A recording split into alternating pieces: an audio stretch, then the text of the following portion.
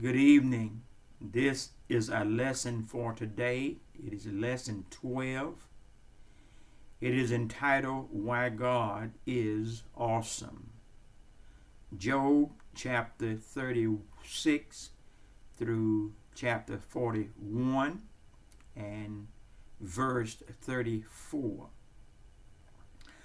On a journey through adversities, we sometimes feel things are out of God's control. Those feelings only add to our fears and our frustrations. Therefore, a journey through adversities requires knowing why God is awesome. There are at least 3 reasons, beginning with He is great and majestic. That is from chapter 36 through chapter 37. In the first 4 verses of chapter 36, Elihu introduces his fourth speaks by telling Job to listen because he has something to say on God's behalf. Elihu also brags by saying he is perfect in knowledge. Then in Job chapter 36 and verse 5, Elihu says, God is mighty and despiseth not any. He is mighty in strength and wisdom. This means although God is mighty, He shows mercy to everyone. In contrast to what Job has said about sinners living in prosperity until old age, Elihu insists God doesn't keep the wicked alive, but gives justice to the afflicted. Elihu says God uses afflictions to tell sinners about their transgressions and to open their ears to instructions. Elihu then says if one obeys God's voice during adversities, he or she will spend their days in prosperity and happiness. However, he also mistakenly says those who have a godly heart will die in youth.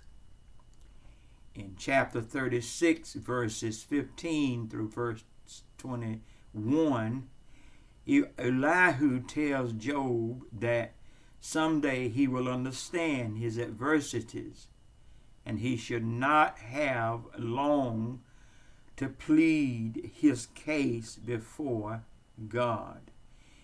Instead, he shall learn the lesson of submission God is trying to teach him through afflictions. Elihu urges Job to get a new vision of God's greatness, saying God is exalted in His power, and asking who can teach like Him. Elihu points out no one can tell God what to do or say He has done wrong. Then Elihu emphasizes Job should magnify God's work, and that is in the 36th chapter, the 22nd through the 25th verse. Elihu declares in Job chapter 36 and verse 26, 26 rather, He does not keep the wicked alive, but gives the afflicted their rights. This means God is greater than our understanding and is eternal. Elihu continues to talk about God's greatness by pointing out His control over all things, and particularly nature. Elihu reminds Job that God shows his greatness through his awesome sound and light show, thunder and lightning, and other great things we cannot comprehend. In chapter 37, verses 6 through verse 13, Elihu continues to point out specific examples of the greatness of God as displayed in nature. He tells Job to stop and consider the wonderful works of God. He urges Job to humble himself before such a great God. Then, in a series of questions, Elihu points out Job's ignorance about God's power in nature. For example, how does God cause the clouds to float? And why can't we look at the bright sun? Besides all of this, Elihu says God is clothed with awesome majestic. And then in the King James Version, it says terrible, majestic. The Hebrew word translate terrible means to be in awe or reverence fear, or to stand in the presence of someone who is awesome. The Hebrew word is used more than 20 times to describe God in the Old Testament. The word majestic in the 22nd verse means royal power or greatness. Next, Elihu says we cannot find or imagine the power of God. He also says God will not violate, oppress, justice. Therefore, people fear him. Fear is here referred to submission or obedient respect. Elihu is urging Job to worship God even though he doesn't understand why God is allowing adversities in his life. In other words, Job should demonstrate more faith. God is awesome because he is great and majestic, and he is creator and controller of the universe. This is from chapter 38 and 39. As Elihu is concluding his speech, it appears a storm is brewing because finally the Lord answers Job from a whirlwind. God asked Job, who is he to question his wisdom without knowledge or with ignorant words? Then God tells Job he has some questions for him. Then the Lord asked Job in the 4th verse of the 38th chapter, where was Job? He was nowhere. He didn't even exist. Yet Job thinks he can tell the Lord how to manage the earth. Next, the Lord gives Job an oral exam. First, God asks who determined the measurements or dimensions of the earth. He asks Job what supports the earth or who laid its cornerstone. Then he asks Job where he was when the Son of God angels shouted for joy. Next, in the 38th chapter, verses 8 through 11, the Lord asked Job about the sea, who limits were determined by him. In verses 12 to verse 15, he asked Job if he had ever commanded mourning or dawn to take place. God also says the light is withheld from or disturbed the wicked. The wicked are active at night. They don't like the light. Then the Lord puts Job in place by asking if he has ever exposed the unseen springs of the sea, or investigated their depths. He asked Job if he ever knew the extent of the earth. He also asked if he knows the source of light and what happened to the darkness. With a hint of sarcasm, the Lord tells Job that of course he knows all of this because his days are great and his life lives so long. Next, the Lord quizzed Job about snow, hail, the east wind, rain, dew, ice, and frost.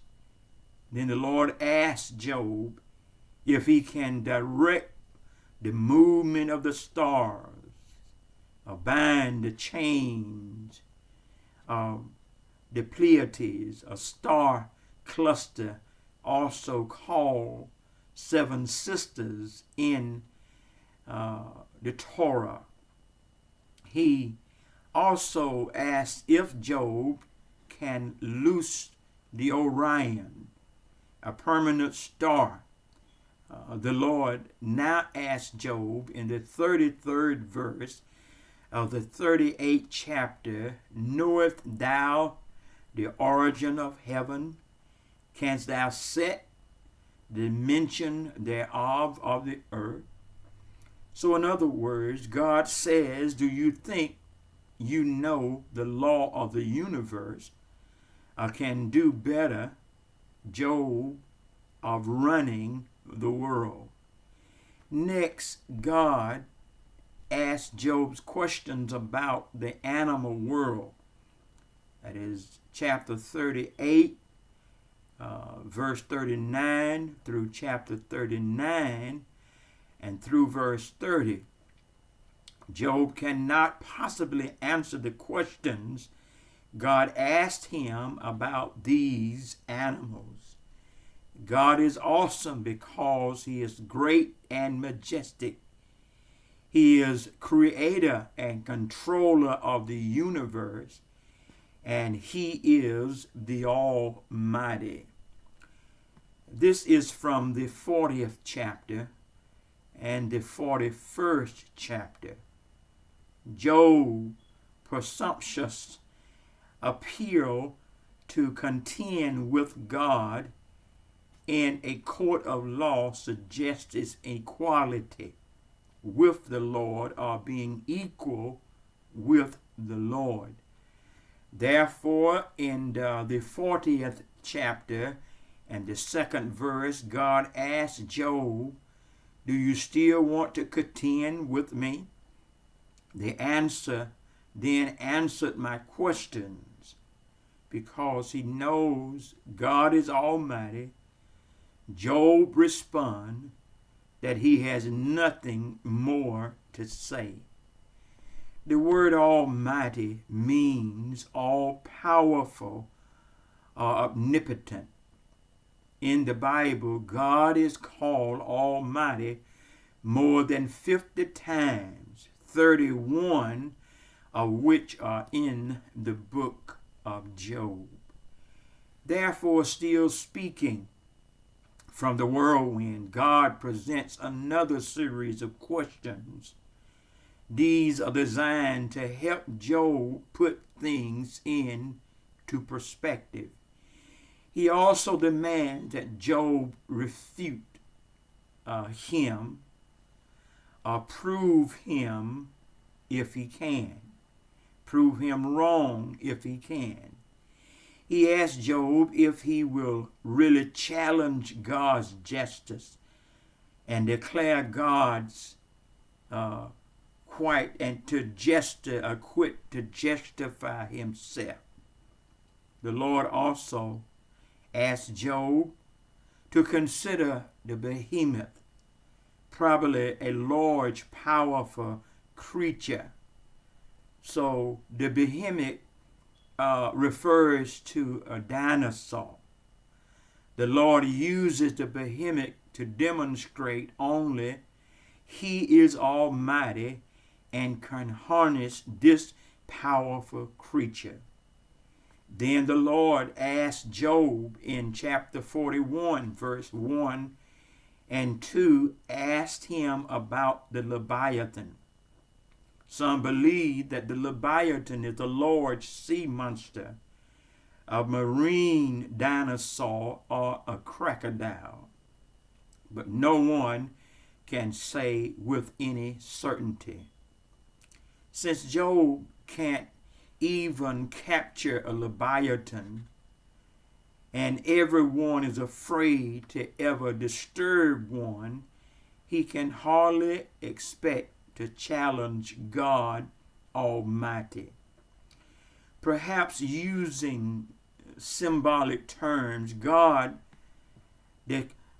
describes the Leviathan as having a mouth like flaming torches, with smoke bellowing from its nostrils, and great strength in his legs.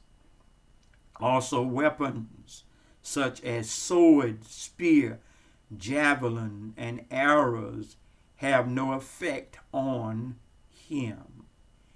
He is a creature without equality on the earth, and is the kind of beast. Many believe God is referring to both the Behemoth and the Leviathan, which could be dinosaurs or different types or some other ancient extinct animal. If Job cannot capture or control these creatures, how can he possibly challenge the wisdom and the power of the Almighty? The point is, God is awesome. He is not answerable to Job. Job is answerable to God. God is awesome because he is great, majestic. He is the creator and controller of the universe, and he is almighty. God bless you.